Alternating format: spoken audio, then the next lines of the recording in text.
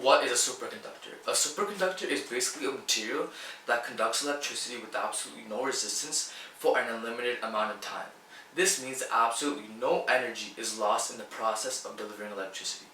This is completely different than normal conductors we have, including copper or silver, which lose energy while they're conducting electricity.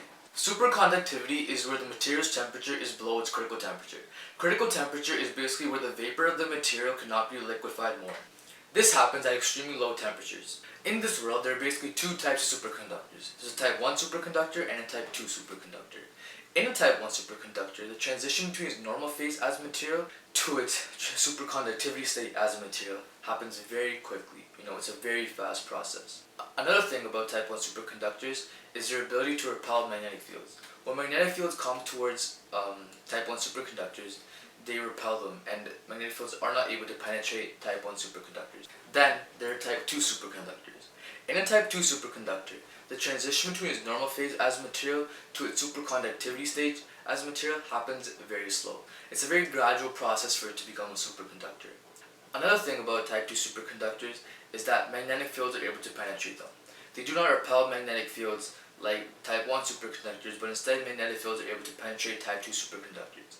So basically, the differences between the type 1 superconductor and a type 2 superconductor is that a type 1 superconductor happens very quickly in terms of transitioning from a normal state to a superconductivity state, and type 2 is very slow in that process, and that type 1 are able to repel magnetic fields, and type 2 instead magnetic fields penetrate them.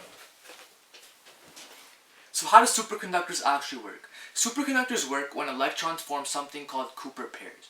Cooper pairs form when electrons come together at extremely low temperatures. Cooper pairs allow electrons to travel through a conductor without any resistance and without being interfered with. So in regular conductors, there are a lot of impurities, defects, and vibrations. So when electrons come together and try to travel through the conductor, these impurities, defects, and vibrations cause quite a bit of resistance for these electrons and make it very difficult for them to travel through. So some uses of superconductors in the world include this levitating train, which is still in development, but basically eliminates the friction between the track and the train.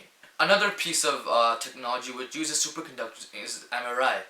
Superconductors allow high quality imaging to be produced due to the strong magnetic fields that are in the superconductor. Hopefully this video has taught you a bit more about superconductors.